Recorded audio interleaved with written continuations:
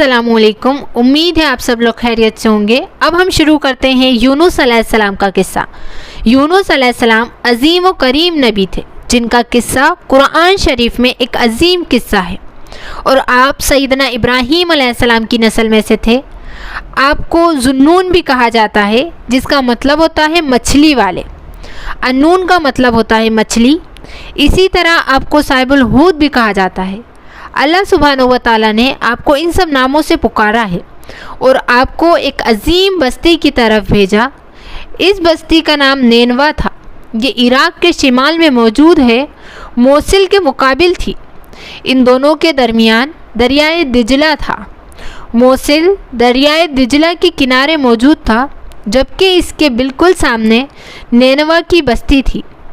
इमाम इब्न कसीर रदियल्लाहु अन्हु ने नेनवा के बारे में और उन आसार और वाक़यों के बारे में लिखा है जो उनके ज़माने में मौजूद थी। वहाँ कुछ बुत हुआ करते थे जो औंधे मुँह गिरे पड़े थे और अल्लाह सुब्हानहू व तआला ने यूनुस अलैहिस्सलाम को नेनवा की तरफ रसूल बनाकर भेजा। सूरह साफ़ा आयत 149 में फरमाया, और बेशक यूनुस अलैहिस्सलाम रसूलों में से थे। और आयत 147 में फरमाया अल्लाह ने कि हमने उसे 1 लाख बल्कि उससे ज़्यादा आदमियों की तरफ भेजा, यानी उनकी तादाद 1 लाख से ज़्यादा थी। रहा ये सवाल कि 1 लाख से कितने ज़्यादा थे, तो उलमा इकराम वजाहत फरमाते हैं कि वो 1 लाख से 20,000 ज़्यादा थे। इस तरह बस्ती वालों की तादाद 1,20,000 थी और ये सब के सब कुफ्र पर थे। हज़रत यूनुस अलैहिस्सलाम उन लोगों को दीन की दावत देते लेकिन वो अपने कुफ्र पर ही डटे रहे। फिर उन्होंने यूनुस अलैहिस्सलाम पर जुल्म करना चालू कर दिया, आपको डराना धमकाना चालू कर दिया। जैसे दूसरे नबियों के साथ सलूक किया वैसे ही आपके साथ भी करना चालू कर दिया। जब आप दीन की दावत देते तो वो लोग आपको डराते और धमकाते, और जब इन लोगों का जुल्म बढ़ता गया तो यूनुस अलैहिस्सलाम ने अपनी कौम को आगाह कर कर अल्लाह के अज़ाब के बारे में बताया कि फ़ला फ़ला दिन उन पर अज़ाब आएगा, और आप खुद गुस्से की हालत में बस्ती छोड़कर चले गए जबकि अल्लाह ने उनको थोड़े दिन की मोहलत देने की इजाज़त दी थी। लेकिन अल्लाह ने यूनुस अलैहिस्सलाम को बस्ती छोड़कर जाने का हुक्म नहीं दिया था, लेकिन आप गुस्से की हालत में बस्ती छोड़कर चले गए। अल्लाह सुब्हानहू व तआला कुरान करीम की सूरह अंबिया आयत 87 में फरमाते हैं, मछली वाले को याद करो जबकि वो गुस्से से चल दिया और ख्याल किया कि हम उसको ना पकड़ सकेंगे। इस आयत की तफसीर में आता है, जिसने ये गुमान किया कि अल्लाह ताला उसे पकड़ने की कुदरत नहीं रखता, वो आदमी काफिर है। सैयदना अमीर मुआविया से रिवायत है, उन्होंने सैयदना इब्ने अब्बास रदियल्लाहु अन्हु से कहा, आज रात कुरान करीम की चंद आयतों ने मुझे उलझा रखा है। मुझे कोई रास्ता नहीं दिख रहा, इस उलझन से कैसे निकलो। मुझे बस आप ऐसे समझ आते हैं जो मुझे इन आयत का मतलब बता सकें। कम अज़ कम मैं इन आयत की तफसीर और ताबीर ना समझ सका। सैयदना इब्ने अब्बास रदियल्लाहु अन्हु ने पूछा, वो कौन सी आयत है? सैयदना अमीर मुआविया कहने लगे, यूनुस अलैहिस्सलाम का ये सोचना कि अल्लाह सुब्हानहू व तआला उन पर कुदरत नहीं रखते, यानी वो जो कर रहे हैं अल्लाह नहीं जानता। ये सुनकर सैयदना अब्बास रदियल्लाहु अन्हु ने फरमाया, इससे मुराद ये नहीं है, ये लफ्ज़ यहाँ कुदरत और ताकत रखने के मायने में नहीं आया है। अल्लाह ने कद्र के मायने तंगी और कुदरत दोनों का इस्तेमाल किया है। तंगी के मायने की मिसाल अल्लाह सुब्हानहू व तआला ने कुरान शरीफ में सूरह तलाक आयत नंबर 7 में ये फरमाया है, और जिस पर उसके रिज़्क की तंगी की गई हो उसे चाहिए जो कुछ अल्लाह ताला ने उसको दे रखा है उसी में से अपनी हैसियत के मुताबिक दे। तो इस आयत में भी यही मायने मुराद हैं कि उन्होंने गुमान कर लिया कि हम उन पर तंगी नहीं करेंगे, यानी उनका ख्याल ये था कि वो अल्लाह ताला की इजाज़त के बग़ैर निकल पड़े हैं, फिर भी अल्लाह उन पर तंगी नहीं करेंगे क्योंकि आप अल्लाह के मुअज़्ज़ज़ नबी और रसूल हैं। बाज़ दफ़ा लोगों को ये नहीं पता रहता कि नबी और रसूल में क्या फ़र्क है। نبیوں کا قتل بھی کیا گیا ہے، لیکن رسول کبھی قتل نہیں ہو سکتے۔ جب بھی کسی قوم نے نبی کی جان لینے کی کوشش کی، اس قوم کو برباد و غرق کر دیا گیا اور رسول اس کے ساتھیوں کو بچا لیا گیا۔ یہ معاملہ ہوا ہے اللہ کے تمام رسول کے ساتھ۔ حضرت یحییٰ علیہ السلام نبی تھے، قتل کر دیے گئے، لیکن حضرت عیسیٰ علیہ السلام رسول تھے، قتل نہیں کرے گئے، ان کو زندہ آسمان پر اٹھا لیا گیا، اور اب وہی دوبارہ آئیں گے قیامت سے پہلے۔ اور اسی طرح رسول اللہ صلی اللہ علیہ وسلم کی بڑی خواہش تھی کہ آپ اللہ کی راہ میں قتل ہو جائیں پھر زندہ ہو جائیں، لیکن اللہ سبحانہ و تعالیٰ نے کبھی آپ کی خواہش قبول نہ کری، کیونکہ آپ رسول تھے۔ اور بعض علماء کہتے ہیں نبی وہ ہیں جو اللہ کی طرف سے لوگوں کی ہدایت کے لیے آئے ہیں، اور رسول کا مطلب جسے باقاعدہ شریعت ملی ہو، قانون ملا ہو، جیسے ہارون علیہ السلام نبی تھے اور موسیٰ علیہ السلام رسول بھی تھے اور نبی بھی تھے۔ آپ کو شریعت ملی تھی۔ اسماعیل علیہ السلام کو اللہ نے رسول بھی کہا ہے کیونکہ آپ کو شریعت ملی تھی۔ تو بہت سے نبی دنیا میں آئے ہیں جو رسول نہیں تھے، لیکن رسول نبی ہوتے ہیں جن کو اللہ ہدایت پھیلانے کے لیے بھیجتے ہیں۔ رسول جس سے باقاعدہ شریعت ملی ہو، اور نبی جو پہلے سے کسی رسول کی شریعت کو فالو کر رہے ہیں۔ ان دونوں میں صرف اتنا سا فرق ہے جو بعض دفعہ لوگوں کو نہیں پتہ رہتا ہے۔ اللہ تعالیٰ ان کے لیے کوئی تنگی نہیں فرمائیں گے۔ اللہ تعالیٰ سورہ انبیاء آیت 87 میں فرماتے ہیں، اس نے خیال کیا کہ ہم اسے نہیں، مطلب یہ کہ ہم انہیں کوئی سزا نہیں دیں گے اور ان پر کسی طرح کی تنگی نہیں کریں گے، اور وہ سمندر کی طرف چل دیے۔ انہی دنوں میں عذاب الہی کی کچھ علامت نینوا بستی پر ظاہر ہونا شروع ہو گئی۔ ایک بہت بڑا سیاہ بادل ان کی طرف بڑھنے لگا۔ اس بادل میں آگ کے شعلے دکھائی دینے لگے۔ وہ سمجھ گئے تھے کہ جس عذاب کے بارے میں سیدنا یونس علیہ السلام نے ان کو آگاہ کیا تھا، یہ وہی عذاب ہے۔ اور جو عذاب سیدنا لوط علیہ السلام کی قوم پر آیا تھا، وہ اس کے بارے میں بھی اچھی طرح جانتے تھے۔ وہ بستی ان کی بستی کے قریب ہی تھی، اس لیے وہ ڈر گئے۔ ان کے سردار جمع ہوئے اور کہنے لگے، جیسے تم سے پہلے لوگوں پر عذاب اتارا گیا ہے، ویسے ہی تم لوگوں پر بھی نازل ہو کر رہے گا۔ سب جلدی کرو اور جمع ہو جاؤ۔ چنانچہ ان سب نے اس بات پر اتفاق کر لیا جو یونس علیہ السلام نے کہا تھا، وہ بالکل سچ فرمایا تھا، اور کہنے لگے، اللہ کی قسم یہ بالکل وہی عذاب ہے، اور تم اللہ کے عذاب سے نجات نہیں پا سکو گے۔ اس سے اچھا بچنے کے لیے ایک ہی صورت ہے کہ تم سب ایمان لے آؤ اور توبہ کر لو۔ اس طرح وہ سب ایمان لے آئے، لیکن سیدنا یونس علیہ السلام وہاں موجود نہ تھے۔ ان کی غیر موجودگی میں یہ سب لوگ یعنی 1,20,000 لوگ ایمان لے آئے۔ سبحان اللہ۔ انہوں نے پیون لگے کپڑے پہنے اور اللہ کے دین کے کام کرنا شروع کر دیے۔ دین کو پھیلانا، روزہ، نماز، زکوٰۃ، یہ سارے اچھے کام کرنا شروع کر دیے، اور اللہ کے آگے رونے لگے، اللہ سے مغفرت طلب کرنے لگے، اور اسی حال میں باہر کھلے میدان میں نکل پڑے۔ ان کے سردار نے سب کو الگ الگ کر دیا، یہاں تک کہ ماں اور بیٹے کو بھی جدا کر دیا۔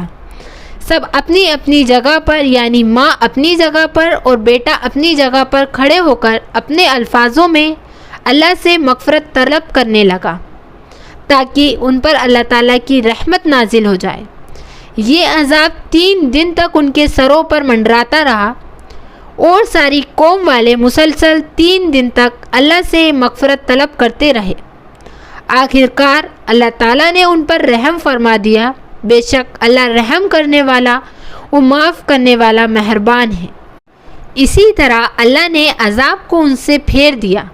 اللہ سبحانہ و تعالیٰ سورہ یونس آیت 98 میں فرماتے ہیں، چنانچہ کوئی بھی بستی ایمان نہ لائی کہ ایمان لانا ان کے لیے فائدہ مند ہوتا سوائے یونس علیہ السلام کی قوم کے، مطلب یہ کہ پچھلی قوموں کے بارے میں یہ سننے نہیں آیا کہ پوری قوم ایمان لے آئی، تو ایمان لے آنے پر قوم کے چند لوگ، بے شک لوگ ایمان تو لاتے تھے لیکن قوم کے چند لوگ، پوری قوم کبھی ایمان نہ لائے سوائے یونس علیہ السلام کی قوم کے۔ اللہ قرآن کی سورہ یونس آیت 98 میں فرماتے ہیں، جب وہ ایمان لے آئے تو ہم نے رسوائی کے عذاب کو دنیاوی زندگی سے ٹال دیا اور ان کو ایک وقت تک کے لیے زندگی سے فائدہ اٹھانے کا موقع دے دیا۔ مطلب یہ کہ دنیاوی زندگی کے لطف اٹھانے کا موقع دے دیا۔ اب اس قوم پر قیامت کے دن تک کوئی عذاب نہ اترے گا۔ علماء ابن کثیر فرماتے ہیں، ان آیتیں کریمہ کا مفہوم یہ ہے کہ کسی بستی کے کچھ لوگ ایمان لے آئے یا کچھ کفر کر گئے، یعنی کچھ تو ایمان لے آئے اور کسی نے کفر کر لیا، لیکن سیدنا یونس علیہ السلام کی قوم ایک واحد قوم ہے جو عذاب الہی سے ڈر کر تمام قوم ایمان لے آئی۔ اب دوسری طرف یونس علیہ السلام کو کچھ معلوم نہ تھا کہ ان کی قوم کے ساتھ کیا ہوا۔ آپ تو غصے کی حالت میں بستی سے نکل کر سمندر کی طرف نکل آئے۔ آپ ایک کشتی پر آئے، اس میں سواریاں اور ان کا سامان لگا ہوا تھا۔ اللہ تعالیٰ سورہ صافہ آیت 140 میں فرماتے ہیں، جب وہ بھاگ کر بھری ہوئی کشتی پر پہنچے تب کشتی روانہ ہوئی، لہریں اٹھی، سمندر میں ہلچل ہوئی، لگتا جیسے اب فوراً سمندر میں ڈوب گئے۔ آپ فرمانے لگے، کشتی کا بوجھ ہلکا کرو اور اپنا سامان سمندر میں۔ چنانچہ انہوں نے اپنا سارا سامان سمندر میں پھینکنا چالو کر دیا۔ اسی طرح کشتی کچھ ہلکی ہو گئی لیکن ضرورت کے مطابق ہلکی نہ ہو سکی۔ آپ نے فرمایا، کسی کو سمندر میں گرانا ضروری ہے تاکہ کشتی مزید ہلکی ہو جائے، ڈوب جائے گی، جلدی کرو، کوڑا اندازی کرو۔ وہ کوڑا اندازی میں جس کا بھی نام نکلے گا اس کو سمندر میں پھینک دیا جائے یہاں تک کہ کشتی ہلکی ہو جائے۔ چنانچہ سب سے پہلے یونس علیہ السلام کا نام نکلا۔ سب کہنے لگے، نہیں، ان کو نہیں ڈال سکتے، ان کے چہرے پر تو سجدوں کے نشانات ہیں۔ اللہ سبحانہ و تعالیٰ آیت 141 میں فرمانے لگے، پھر قرآن اندازی ہوئی تو ہر بار آپ ہی کا نام آیا۔ آخرکار جو لوگ کشتی میں سوار تھے ان لوگوں نے آپ کو پکڑ کر کشتی میں گرا دیا۔ پھر اللہ کے حکم سے ایک مچھلی نے انہیں نگل لیا، جس کا نام نجم بھی بتایا گیا ہے، جو سمندر کی سب سے بڑی مچھلی ہوتی ہے۔ اور اللہ سبحانہ اللہ نے اس مچھلی کو حکم دیا کہ تم کو یونس علیہ السلام کو کوئی تکلیف نہیں پہنچانی ہے، نہ ان کو تمہیں کھانا ہے، آپ کو کسی طرح کی تکلیف نہیں ہونی چاہیے۔ اور یہ حکم تھا مچھلی کو اللہ تعالیٰ کا۔ اللہ تعالیٰ سورہ صافہ آیت 142 میں فرماتے ہیں، تو پھر انہیں مچھلی نے نگل لیا اور وہ خود اپنے آپ کو ملامت کرنے لگے، اور یہ ملامت توبہ کی ابتدا ہے کہ انسان خود ملامت کرتا ہے۔ اب یونس علیہ السلام مچھلی کے پیٹ میں تھے۔ اللہ کی قدرت، آپ مچھلی کے پیٹ میں 3 دن تک زندہ رہے۔ بعض روایت میں آتا ہے کہ 7 دن زندہ رہے، اور کچھ میں آتا ہے کہ آپ 40 دن تک مچھلی کے پیٹ میں زندہ رہے۔ آپ نے مچھلی کے پیٹ میں اللہ تعالیٰ کو پکارا۔ اللہ سبحانہ و تعالیٰ سورۃ الانبیاء آیت 87 میں فرماتے ہیں کہ آخرکار وہ اندھیروں کے اندھیرے سے پکار اٹھے۔ علماء نے یہاں 3 اندھیروں کا ذکر کیا ہے، مچھلی کے پیٹ کا اندھیرا، سمندر کا اندھیرا اور رات کا اندھیرا۔ گویا ان پر یہ سارے اندھیرے اکٹھا ہو گئے تھے۔ اللہ سورہ صافہ آیت 145 اور 44 میں فرماتے ہیں، اگر یہ پاکی بیان کرنے والوں میں سے نہ ہوتے تو لوگوں کے اٹھائے جانے کے دن تک مچھلی کے پیٹ میں ہی رہتے۔ مطلب یہ کہ اگر آپ اللہ سبحانہ و تعالیٰ کی تسبیح نہ بیان کرتے تو مچھلی کے ہی پیٹ میں آخری وقت تک رہتے۔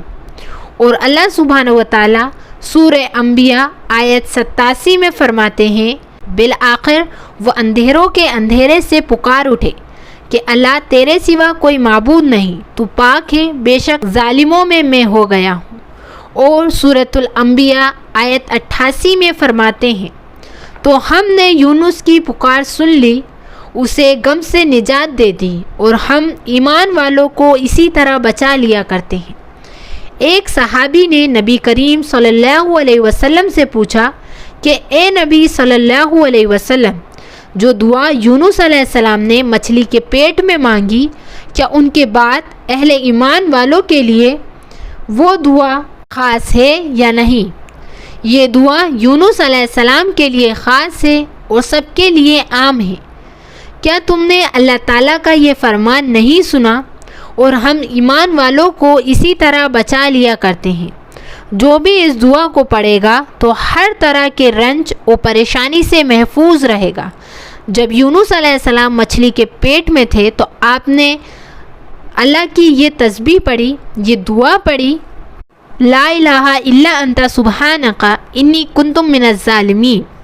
ایک جگہ یہ بھی آیا ہے کہ آپ نے 40 روز تک یہ دعا پڑھی اور اللہ نے آپ کی دعا کو بخشش بخشی، اور مچھلی ساحل پر پہنچی، آپ کو اپنے پیٹ سے زندہ حال میں منہ سے نکالا اور واپس سمندر میں چلی گئی۔ اور اللہ سبحانہ و تعالیٰ نے سورہ صافات آیت 142 میں فرمایا، بس ہم نے ان کو ایک چٹیل میدان میں ڈال دیا اور آپ اس وقت بیمار تھے، آپ وہاں لیٹے ہوئے تھے، پھر اللہ کے حکم سے ایک بیل دار درخت اگا، جیسا کہ سورہ صافات آیت 146 میں آیا ہے کہ اس پر سایہ کرنے والا ایک بیل دار درخت ہم نے اگا دیا۔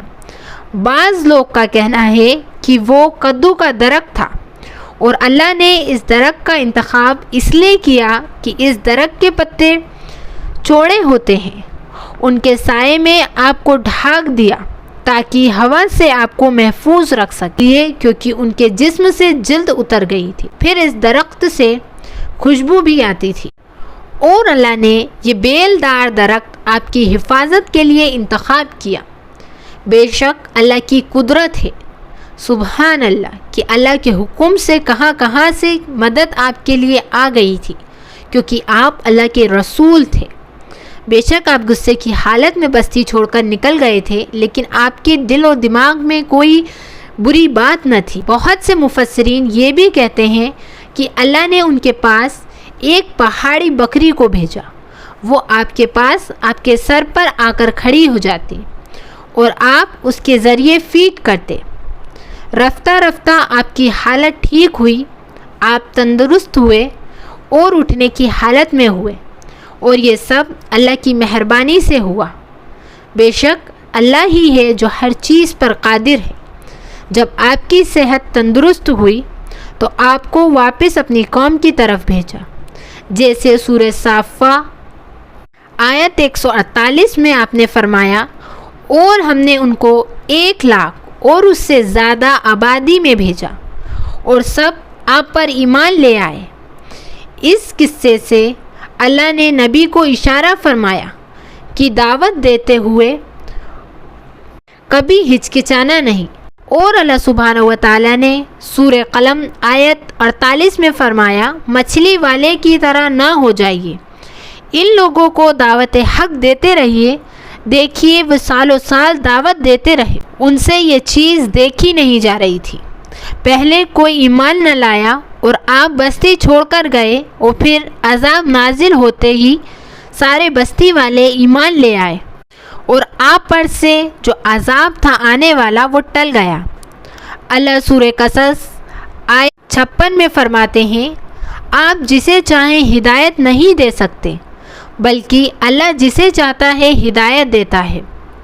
اس قصے میں ایک بہت بڑا سبق حاصل ہوتا ہے کہ کچھ بھی ہو اللہ سے نا امید نہیں ہونا چاہیے۔ بے شک اللہ رحیم ہے، کریم ہے۔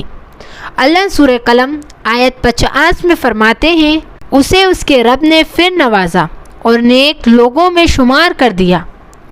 اور بے شک یونس علیہ السلام غصے کی حالت میں نکلے تھے، اور آپ نے کئی سال تک دین کی دعوت دی، لوگوں کو دین کی طرف بلایا، لیکن جب لوگ نہیں آئے تو آپ اللہ سبحانہ و تعالیٰ کی اجازت کے بغیر ایک دریا کی طرف نکل گئے، سمندر کی طرف نکل گئے بستی کو چھوڑ کر، لیکن اللہ ہر چیز پر قادر ہے۔ اللہ سبحانہ و تعالیٰ کو معلوم تھا کہ آپ کہاں جا رہے ہیں، اللہ تعالیٰ آپ کے ہمیشہ ساتھ تھے۔ اسی طرح جب موسیٰ علیہ السلام کو اللہ سبحانہ و تعالیٰ کی ضرورت تھی تو بے شک اللہ سبحانہ و تعالیٰ نے آپ کا ساتھ دیا۔ بے شک اللہ ایمان والوں کے ساتھ ہے۔ اور اس وقت کو یاد کرو جب فرعون کی پوری فوج موسیٰ علیہ السلام کے پیچھے آئی۔ موسیٰ علیہ السلام آگے جو تھا، موسیٰ علیہ السلام کے وہ دریا تھا، پورا سمندر تھا اور پیچھے فرعون کی فوج تھی۔ آپ لیکن گھبرائیں نہیں، اللہ تعالیٰ نے آپ کے دل میں یہ بات ڈالی، کیونکہ جو موسیٰ علیہ السلام کے پاس ان کا عصا ہوا کرتا تھا، اللہ سبحانہ و تعالیٰ نے کہا کہ وہ چھڑی سمندر میں مارو، اور جیسے ہی موسیٰ علیہ السلام نے وہ چھڑی سمندر میں ماری، ان کو تو نہیں پتا تھا کہ کیا ہونے والا ہے، لیکن اللہ تعالیٰ ہر ایک چیز پر قادر ہے۔ جیسے ہی انہوں نے سمندر میں لکڑی ماری تو راستہ نکل گیا بیچ میں سے، اور اس میں سے موسیٰ علیہ السلام اور ان کے ایمان والے نکل گئے۔ پیچھے سے فرعون کی فوج آ رہی تھی، اس کو ایسا لگا کہ جب موسیٰ نکل گیا ہے اس سے تو میں بھی نکل جاؤں گا، وہ بھی آیا۔ ایسا نہیں کرا کہ وہ چلا گیا، وہ بھی آیا موسیٰ علیہ السلام کو مارنے کے لیے، لیکن اللہ کے حکم سے جب موسیٰ علیہ السلام کی جتنے بھی ایمان والے تھے وہ سمندر کو پار کر کر نکلے تو اللہ تعالیٰ نے سمندر کو حکم دے دیا کہ جیسا تھا ویسا ہی ہو جا۔ اور جب فرعون کی فوج آئی تو اس پانی میں غرق ہو کر وہیں مر گئی۔ ایسے ہی ابراہیم علیہ السلام کے جو والد تھے وہ بتوں کی پوجا کیا کرتے تھے، لیکن ابراہیم علیہ السلام کے دل میں ایمان تھا۔ اللہ سبحانہ و تعالیٰ نے آپ کو ایمان سے نوازا تھا، تو ابراہیم علیہ السلام جب اپنے ان والد کو دیکھتے تھے تو ان کو یہ لگتا تھا کہ یہ کیا کر رہے ہو، یہ بتوں کی پوجا کیوں کر رہے ہو، کیونکہ آپ کو معلوم تھا کہ بے شک اللہ ہی ہے ہر چیز پر قادر۔ تو آپ نے ایک دن کیا کیا کہ ایک میلہ لگا ہوا تھا اور سب گاؤں والے جو تھے، آپ کی بستی والے، وہ اس میلے کو دیکھنے گئے تھے۔ تو ابراہیم علیہ السلام نے کیا کیا کہ کچھ ان کے بتوں کو توڑ دیا، اور جب وہ پورے بستی میں آئے تو سب نے ہک چک ہو گئے، سب دیکھ کر تو سب نے یہ پوچھا کہ ان بتوں کو کس نے توڑا ہے۔ تو ابراہیم علیہ السلام نے جواب میں کہا کہ آپ کے ان بڑے بت سے پوچھ لیے۔ ہاں، ابراہیم علیہ السلام نے ایک بت کو چھوڑ دیا تھا، باقی سب کو مار دیا تھا۔ پھر ابراہیم علیہ السلام نے جب یہ بولا کہ یہ آپ کے بڑے بت سے پوچھ لیے، یہ بتائیں گے کہ کس نے مارا ہے۔ بے شک وہ جو بت تھے وہ خود ہی اپنے ہاتھوں سے بناتے تھے اور پھر اسی کی پوجا کرتے تھے۔ تو جو بستی والے تھے ان سب لوگوں نے ارادہ کیا کہ ابراہیم علیہ السلام کو آگ میں ڈال دیتے ہیں۔ ابراہیم علیہ السلام گھبرائے نہیں۔ جب بستی والوں نے ابراہیم علیہ السلام کو آگ میں ڈالنے کا سوچا تو فوراً اللہ سبحانہ و تعالیٰ نے جبرائیل علیہ السلام کو بھیج دیا۔ جبرائیل علیہ السلام کو یہ حکم دیا کہ ابراہیم علیہ السلام پر جو آگ ہے جس میں آپ کو ڈالا گیا ہے اس کو ٹھنڈی کر دے۔ تو جبرائیل علیہ السلام نے اس آگ کو حکم دیا کہ ٹھنڈی ہو جا سلامتی کے ساتھ، اور بے شک اسی طرح ابراہیم علیہ السلام بھی اس آگ سے بچ گئے۔ تو یہی ہے کہ اللہ سبحانہ و تعالیٰ ہمیشہ اپنے ایمان والوں کو بچا لیتا ہے۔ اسی طرح نوح علیہ السلام کا جو بیٹا تھا وہ بھی برے لوگوں کے ساتھ رہ کر برا ہو گیا تھا۔ تو جب اللہ سبحانہ و تعالیٰ نے نوح علیہ السلام کو کشتی بنانے کا حکم دیا اور اللہ کے حکم سے آپ نے کشتی بنائی اور اللہ کا جب عذاب نازل ہوا تو اللہ سبحانہ و تعالیٰ نے نوح علیہ السلام کو حکم دیا کہ اپنے ایمان والوں کو اور جس کو یعنی جو بھیڑ، بکریاں اور جو بھی جانور تھے ان کا ایک ایک جوڑا بستی پر سوار کر لو۔ اسی طرح نوح علیہ السلام نے عذاب نازل ہونے سے پہلے اس کشتی پر ہر ایک کو سوار کر لیا، اپنے ایمان والوں کو بھی، اور نوح علیہ السلام کے بیٹے سے بھی کہا کہ تم اللہ سبحانہ و تعالیٰ سے معافی مانگ لو، لیکن وہ برے لوگوں کے ساتھ رہ کر برا ہو گیا تھا۔ تو اس نے نوح علیہ السلام سے کہا کہ میں کسی بھی پہاڑ پہ چڑھ جاؤں گا، کہیں بھی چڑھ جاؤں گا، لیکن میں بستی پر نہیں آؤں گا۔ نوح علیہ السلام نے ان کو بہت دین کی دعوت دینے کی کوشش کی کہ ابھی بھی وقت ہے، اللہ سے معافی مانگ لو، لیکن انہوں نے اللہ سے معافی نہیں مانگی، بلکہ یہ کہا کہ میں کسی بھی پہاڑ پر چڑھ جاؤں گا اور محفوظ ہو جاؤں گا۔ بے شک اللہ سبحانہ و تعالیٰ ہی ہے جو بچانا چاہتا ہے، اور بھلے ہی وہ نبی کا بیٹا ہو یا رسول کا بیٹا ہو، اللہ سبحانہ و تعالیٰ کفر کرنے والوں کو کبھی معاف نہیں کرتے۔ اور اللہ سبحانہ و تعالیٰ کا عذاب جب نوح علیہ السلام کی قوم پر نازل ہوا تو ان کا بیٹا بھی اس عذاب میں شکار ہو گیا۔ اسی طرح اللہ سبحانہ و تعالیٰ کے بہت سارے قصے ہیں، اور اسی طرح اللہ سبحانہ و تعالیٰ نے رسولوں کی حفاظت کی ہے۔ بے شک اللہ سبحانہ و تعالیٰ ہر چیز پر قادر ہے۔ ہمیں اس بات کا دھیان رکھنا چاہیے کہ ہمیں صرف اللہ سے مانگنا ہے، اللہ کی تسبیح کرنا ہے، اور جب بھی کوئی پریشانی آئے، مصیبت آئے تو ہمیں سب سے پہلے اللہ کی طرف رخ کرنا ہے۔ جیسے یونس علیہ السلام پر جب مصیبت آئی تو انہوں نے سب سے پہلے اللہ کی تسبیح کری اور دعا مانگی، آپ سے زیادہ دعا مانگی، اور بے شک اللہ سبحانہ و تعالیٰ رحم کرنے والے ہیں، اور اللہ سبحانہ و تعالیٰ نے آپ کی بھی حفاظت کی۔ امید ہے آپ سب کو آج کے بیان سے بھی بہت کچھ سیکھنے کے لیے ملا ہوگا۔ السلام علیکم۔